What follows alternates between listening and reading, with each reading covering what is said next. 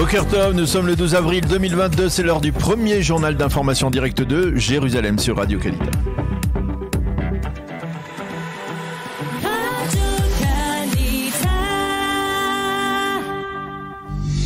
Le journal en direct de nos studios de Jérusalem. Et à Jérusalem, nous retrouvons notre correspondant Daniel Haïk ce matin. Bonjour Daniel, Boker Tov, et nous commençons ce journal par la tension sécuritaire qui se poursuit cette fois à Ashkelon.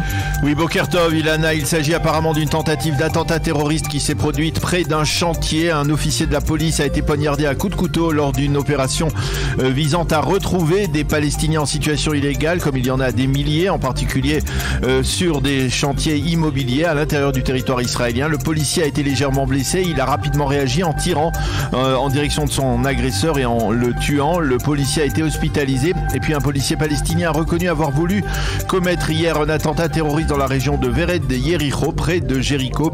Le policier palestinien s'est présenté à l'entrée du village, mais l'agent de sécurité israélien a compris qu'il était suspect et l'a repoussé. C'est alors que le policier palestinien a tiré 2 coups de feu en l'air. Il a alors été arrêté par ses collègues de l'autorité palestinienne. Il faut souligner que ces derniers affirment que le policier leur a avoué avoir eu l'intention de commettre un attentat au sein des forces de sécurité palestiniennes. Justement, on a immédiatement fait savoir que le policier ne représentait aucunement la police des services de sécurité palestiniens et qu'il se démarquait de ses intentions subversives. Enfin, au sein des responsables du ministère de la Défense, on affirme que les services de sécurité israéliens déjouent actuellement en moyenne 2 attentats par jour. Hier, 13 suspects ont été arrêtés par les forces de police et de Tsahad.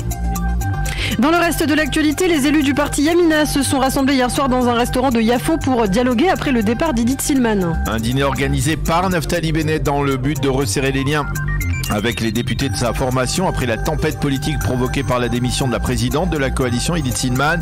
Au cours des derniers jours, des rumeurs persistantes sur le mécontentement de certains de ces députés Yamina se sont propagées. Bennett a compris qu'il devait consolider sa base. Ils étaient présents hier, hier soir dans ce restaurant, les députés, les ministres, d'abord Matan Kana et Ayelet Shaked, mais aussi les députés Nir Orbar, Abir Kara, Yom Tov Kalfon et Shirley Pinto.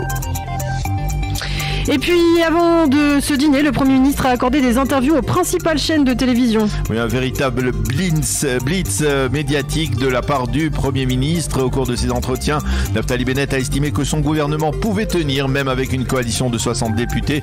Nous ne sommes pas en route vers de nouvelles élections, a-t-il déclaré. Je fais tout pour que cela ne se produise pas, car si nous devions nous retrouver dans de telles élections, ce serait une véritable catastrophe. Durant ces entretiens télévisés, Naftali Bennett n'a cessé de s'en prendre à Binyamin Netanyahou en critiquant la politique de son prédécesseur sur divers sujets, en affirmant que des élections allaient hypothéquer le pays afin que, je le cite, de permettre à Binyamin Netanyahou d'avoir un accord de compromis juridique plus avantageux. Bennett a repoussé fermement toute option d'une entrée de la liste arabe dans l'actuelle coalition. À propos des attentats, Naftali Bennett a dit qu'Israël frappait les terroristes dans leur base de départ et ces terroristes savent qu'il n'y a pas d'endroit où ils sont protégés. Il a refusé de dire si Israël s'apprêtait à lancer une nouvelle vaste opération dans Jenin. Nous avons de nombreuses options à ce sujet, a déclaré Naftali Bennett.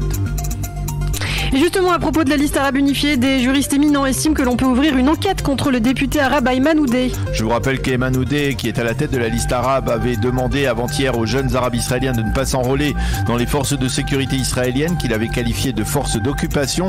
Et donc, dans le monde de la justice, on estime que l'on peut ouvrir une enquête pénale contre le député Oudeh pour le contenu incitatif de ses propos, l'endroit où ils ont été tenus, c'est-à-dire près de la porte de Damas, et le contexte de tension sécuritaire dans lequel ils ont été tenus. Donc il faut souligner que ces déclarations ont suscité une condamnation unanime au sein de la classe politique israélienne. Et puis une information intéressante autour d'un éventuel voyage du pape François en Israël. Oui, une information qui n'a pas encore été confirmée pour l'instant. Le pape François pourrait se rendre à Jérusalem à l'issue de son voyage officiel au Liban en juin prochain. L'objectif majeur de cette visite dans la capitale israélienne serait de rencontrer le patriarche orthodoxe russe Cyril. Ce serait alors la seconde fois qu'une telle rencontre se tiendrait après celle qui s'est déroulée en 2016 à Cuba, et ce depuis le début du grand schisme entre l'église catholique et l'église orthodoxe russe il y a de cela près de 1000 ans.